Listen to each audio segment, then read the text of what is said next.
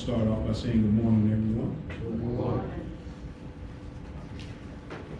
Absolutely good to be here. Seeing Zach over there just made me realize how old I am. I remember Zach and Aquila. I remember Aquila with Sister William back in the day was in the walking club at St. George Park. You know, and Lord. Yeah, Zach was just a little old fellow when I first met him. And it just shows you time ain't waiting for nobody. If you have your lesson book, turn to page number 37.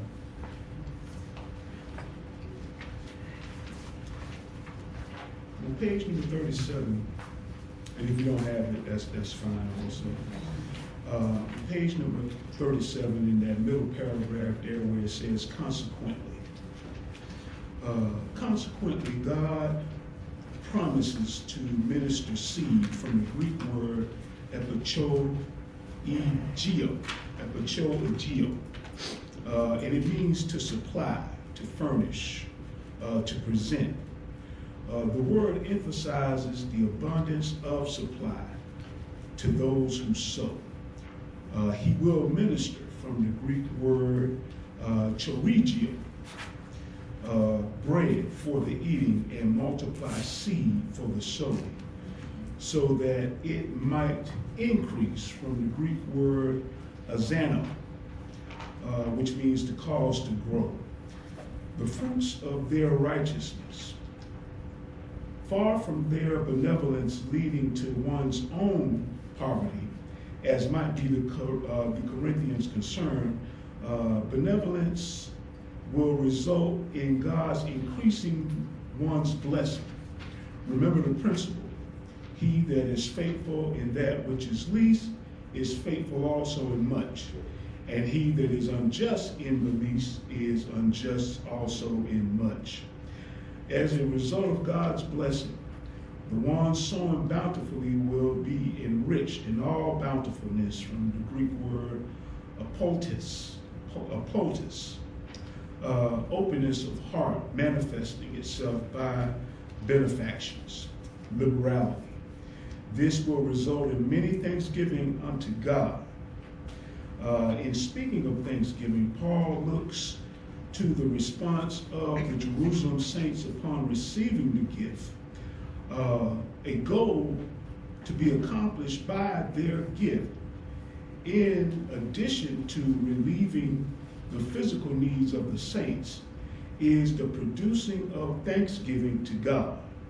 The NIV renders verse 13 as follows: because of the service by which you have proved yourselves, men will praise God for the obedience that accompanies your confession of the gospel of Christ, and for your generosity in sharing with them and with everyone else. Prayers of thanksgiving will be offered by the Jerusalem Jewish saints, for the Gentile saints, faith and obedience, rather than there being conflict among the Jewish Christians over whether the Gentiles had to be circumcised in order to be saved. Jewish Christians will be giving thanks to God for the faith of the Gentile Christians. Paul exclaims, "Thanks be unto God for his unspeakable gift that will be produced by the generosity of the saints in Achaia, Macedonia, and Asia." Brother Walker, if you will. 2 Corinthians chapter 9, verses 9 and 10. 2 Corinthians chapter 9, verses 9 and verse number 10. As it is written, he that dispersed abroad, he have given to the poor, his righteousness remaining forever. Now he that ministers seed to the sower, both minister bread for your food, and multiply your seeds sown, and increase the fruits of your righteousness. All right, all right. Now, as we left off on last week, Paul here, he takes this quote from the book of Psalms, chapter number 112 and verse number 9. And what Paul is doing here, he's using this quote to support his position. And what is his position? Well, his position is God has blessed us. And because God has blessed us, we in turn should be a blessing to somebody else. Yeah, and that's going to be the running theme for the rest of this chapter. Yeah, God has blessed you. Now you go and you be a blessing to somebody else. And Paul, he starts out here by saying he has dispersed. That is, he is scattered abroad. Well, what does this mean? Well, this means that the Lord gives to us liberally and freely. Yeah, liberally and freely. You know, I heard an old preacher say years ago, he said, you know, the Lord, he loves us without us being lovely or lovable. Yeah, so he's given us this. He so loved the world that he gave his only begotten son. Yeah, so he gives us liberally and freely. Turn with me to Acts chapter number 17.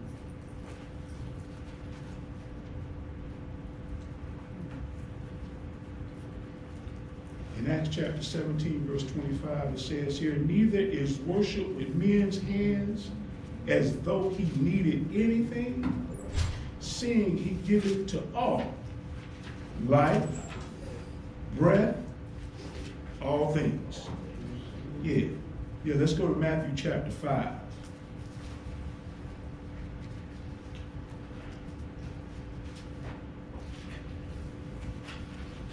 KJ, Matthew chapter 5, verses 44 and 45. But I say unto you, love your enemies, bless them that curse you, do good to them that hate you, pray for them which despitefully use you and persecute you. That ye may be the children of your Father which is in heaven. For he maketh his sun to rise on the evil and on the good, and sendeth rain on the just and on the unjust. All right. You see, the Bible, there's no other book in the world like it. Not even close. Yeah, there's no other book in the world that's going to tell you love your enemy. That's why I know it's the word of God, because it ain't like nothing else that we can find on this planet. Yeah, but again, he says love your enemy. Yeah, do good unto them that persecute you, that ye may be the children of your Father which is in heaven, for he maketh his sun to rise on the evil and on the good, and sendeth rain on the just as well as the unjust. You see how good God is to us? Yeah, even to those who deny that he even exists, he still causes his blessing to flow even to them. Yeah, and if he's going to bless the unjust, how much more will he bless his people? Yeah, Paul goes on to say that God, he gives to the poor. You know, studies have shown that God, our Heavenly Father, he's blessed this old world that we live in. He's blessed it with enough physical resources that everyone on the planet can have their sufficient needs met. Yeah, it's enough. Yeah, but you say, the problem they say is this. They say, number one, the problem is we don't share. Yeah, now that's number one. Number two, they say that we are wasteful. Yeah, just in America alone, we waste enough food and clothing yearly to not only help our poor, but also a large portion of the world. Amen. Yeah, and that's number two. Number three, they say the problem is poor leadership. Poor leadership. Yeah, the vast majority of the disparity between the haves and the have-nots, it comes from poor leadership. Yeah, because now I don't know all of intricate details about how government works. Now, I don't know all those details. But now one thing that I've seen, not just here, but in many other places all over this world, one thing that I've noticed over the years is that when it comes to helping the less fortunate with just basic human needs, like food, shelter, raiment, health care, we don't never have no money. Have you noticed that? When it comes to those basic human needs, ain't no money. No. But now when it comes time to do something that those in power want to do, no matter how much it costs, yeah. If it's something that they want to do, all of a sudden we got billions. Yeah, billions of dollars. And that's always been confusing to me. Always. Yeah. I remember several years ago, something happened in America. It was giving billions of dollars to this thing. Then something else happened. And we was giving billions of dollars to that too. Yeah. And don't get me wrong, because I am absolutely for helping other countries. I'm for, if we got it and they need some help, I'm for it. Yeah, but now I also remember at this time, and I said to someone, I said, wait a minute, we got all this money to just give away, and we can't fix the water problem in Flint, Michigan. No. We got all this money to give away, and here it is, this man's 75 years old, and he got to come out of retirement because he can't afford health care. I said, no, something ain't right. I said, something is not right. You know, and people have tried to explain this thing to me, but you see, I'm a simple man, Brother Walker. You see, 1 + 1 = 2. Don't ask me about the square root of nothing. I'm a simple man. Yeah, you see, if we got that much money to give away, then we can make sure our people have health care and safe drinking water. Yeah, that's all I'm saying. Yeah, and don't get me wrong, hold those accountable who are responsible for this mess. Hold them accountable, but fix the problem. Yeah, fix the problem. Yeah, don't talk about we ain't got it.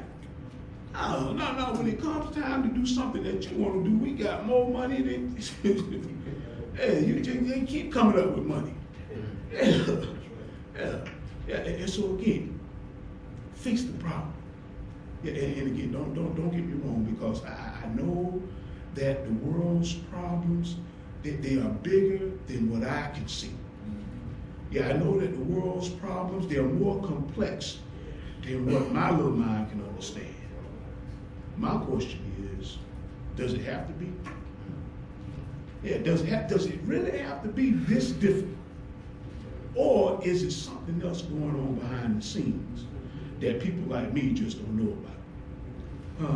Because the evidence shows that God has given us the resources. Yeah, He's given us the resources. But because of greed, the greed of poor leadership, you know, we got places, we got this leader of this country over here. He gonna bomb this country over here if we don't give him some money. That's poor leadership. Yeah, and it's not gonna be just a one-time payment. No, this is how we want it to just keep going. If you don't give us some money, we gonna kill them. It's poor leadership. Poor leadership. Yeah, it's poor leadership that causes these types of problems, and why these types of problems continue to persist. Yeah, because God has blessed us with what we need. Yeah, we just won't do right. Yeah, we just won't do right. Remember that fellow who came up with this medicine, and then he jacked the price up 700%. And when asked why, you know what he said? Because I can. Doesn't matter if people can't afford it, they're going to die. Because I can. Yeah. Poor leadership. Poor leadership. Yeah. Yeah. 2 Corinthians chapter 9 and verse number 9. Paul also says here that God's righteousness is forever. Now again, Paul wants the church at Corinth to see something. And that is, God has blessed you. And you need to be a blessing to somebody else. Turn with me to Revelations. Revelations chapter 14.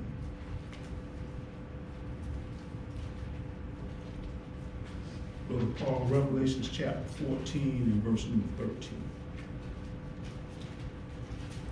And I heard a voice from heaven saying unto me, Write, blessed are the dead which die in the Lord from henceforth. Yea, said the Spirit, that they may rest from their labors, and their works do follow them.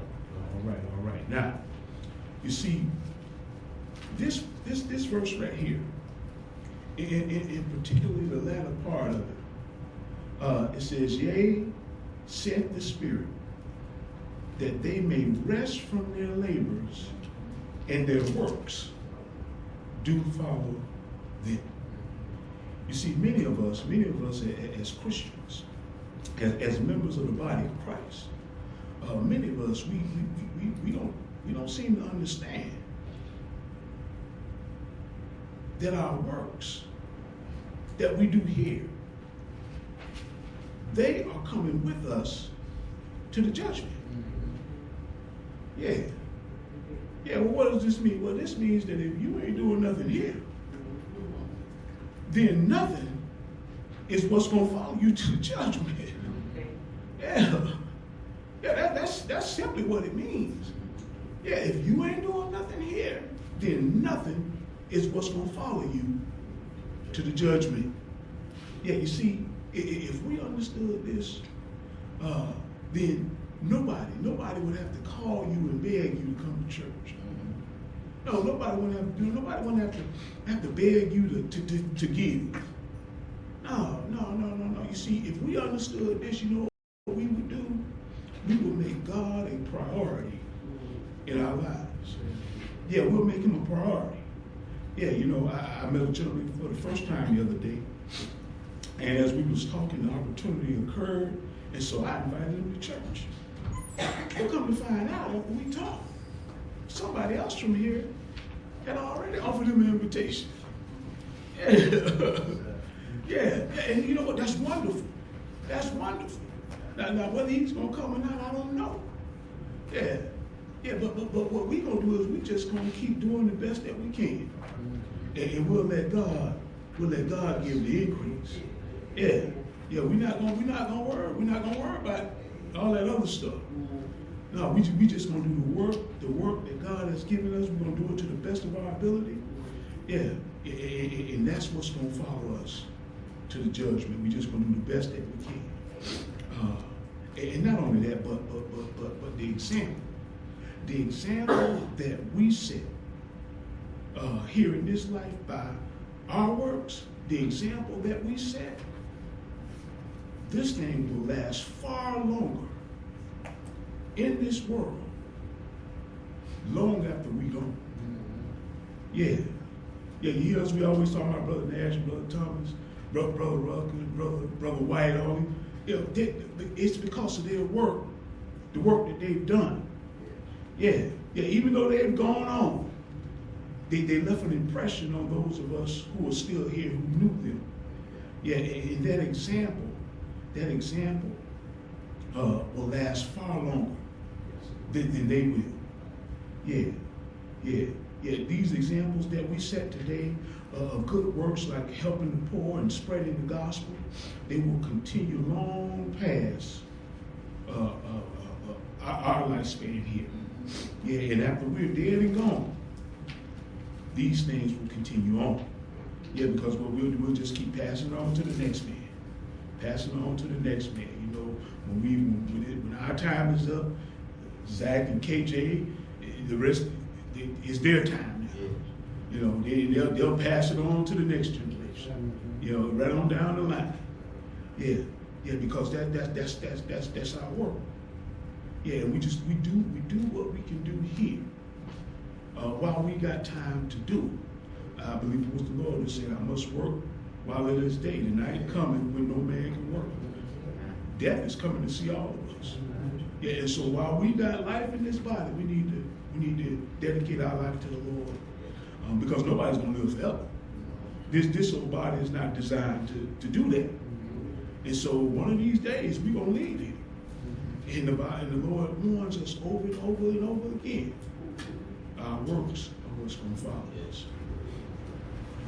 And in 2 Corinthians chapter 9, verse number 10, Paul quotes Isaiah 55 and verse 10. Let's turn over there.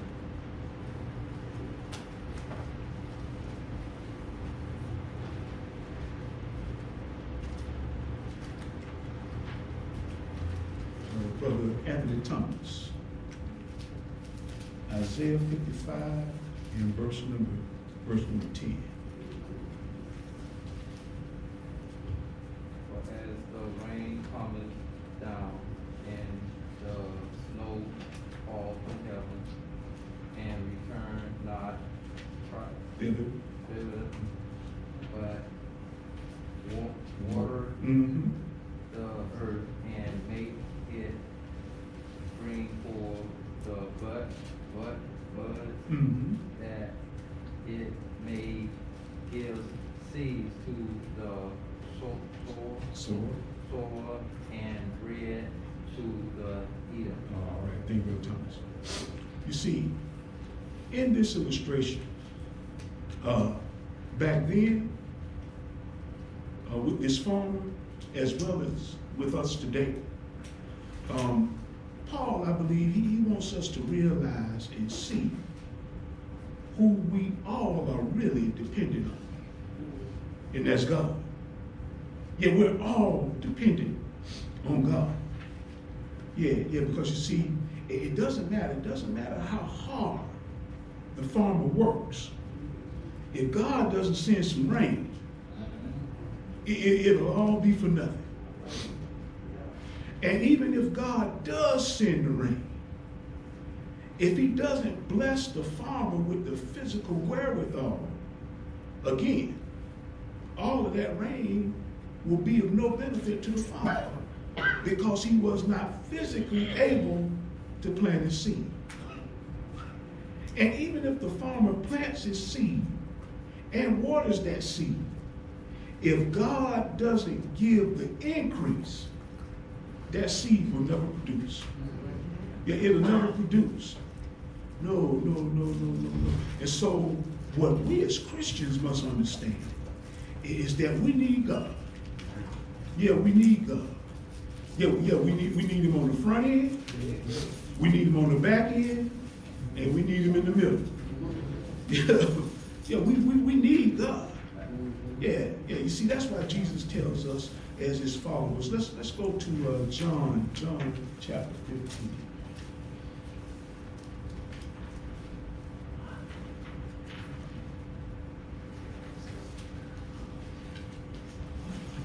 Brother Jackson was talking about this the other day.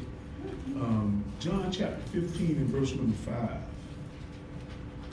Brother Walker, if you will. I am the vine, ye are the branches. He that abideth in me, and I in him, the same bringeth forth much fruit. For without me, ye can do nothing. All right. You see, this is why God is worthy of our praise and our adoration. It is because without him, we can do nothing. Yeah, you know, sometimes we get beside ourselves like Nebuchadnezzar, you know, about what I've done, you know.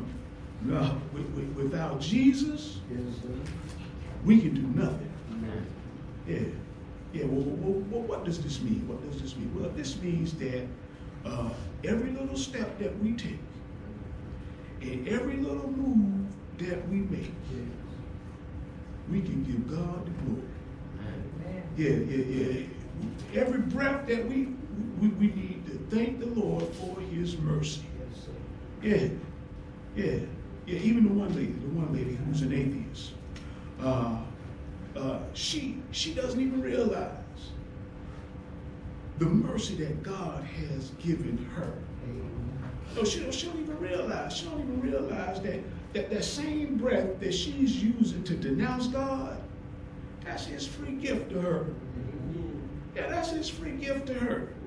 And she don't even realize it. But one of these days she is. Yeah, one of these days she is. You know, I remember years ago, I heard a lesson in the preacher was talking about how death is the ultimate equalizer. Yes, it is. Death is going to put us all on the same level. You know, it doesn't matter if you're rich or poor. Doesn't matter what color your skin. It puts us all on the same level. Yeah. We've used Lazarus and the rich man. You know, death came to see both of them. Yeah, it came to see both of them. Yeah. And the tables were turned. Yeah, it's the ultimate equalizer. Yeah, so again, she doesn't even realize that it's by God's grace that she's even walking this earth. Yeah, we all should be thankful for another day to try and get this thing right. Yeah, you know, not only her, but many people, they're going down this same road today. Yeah, you see, we got so many people today, and some of them, they used to believe in God. But now, they what ifing and how coming God. Yeah, they what ifing and how coming God. If there's a God, how come? Yeah. Well, if I need to be baptized, well, what if? No. This is what you need to do. Yeah, there's no what if.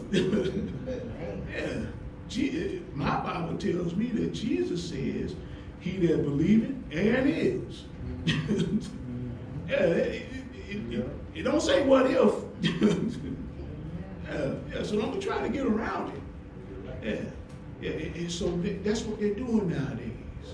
Yeah, some of them, they used to go to church, but now they ain't got time for God.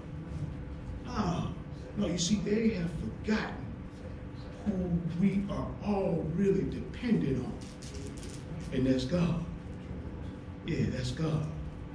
Yeah, and one thing we need to keep in mind, as Christians, one thing we need to keep in mind is that God's faithfulness does not depend on our faithfulness. No, it don't. It don't depend on it. Turn with me to 1 Corinthians chapter 1.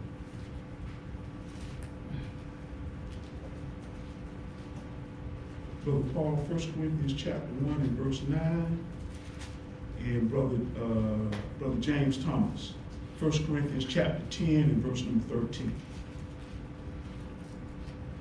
God is faithful, by whom you were called unto the fellowship of his Son, Jesus Christ, our Lord. All right.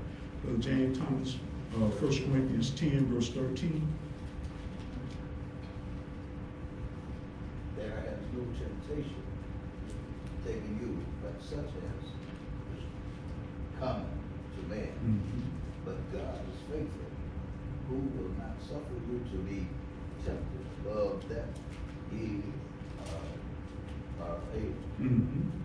But will with the temptation and also make a way to escape, that ye may be able to bear it. Thank you, Brother Thomas. Yeah, you see, with us, we wake up in the morning, and the goal for us, the goal is to be faithful. Yeah, that's our goal. And so we set out on our day, and we want to be faithful. And we try to be faithful. And we intend to be faithful. But sometimes we come up short, though. Yeah, might as well tell the truth. Yeah, sometimes we come up short. Yeah, we got good intentions. We just came up short. Brother Thompson, real short. Amen. And, but you see, that's not the case with God. That's never the case with God. No, you see, God doesn't want to be faithful. He doesn't try to be faithful. He doesn't intend to be faithful. God is. Yeah, he is faithful. Yeah, and so our faithfulness does not depend on God's faithfulness. No. God's faithfulness does not depend on our faithfulness, because God is. Yeah, God is. Now, God never comes up short. Why? Because God is. Yeah, and that's what Paul wants the church at Corinth to understand. And that is, when we are working for God, we ain't never losing. Now, we ain't never losing. No, it doesn't matter what it looks like on the outside. No. If we are doing the Lord's work, we ain't never losing. No. Why? Because God is faithful. Yeah, he's faithful. And we're out of time. We'll pick up from this point.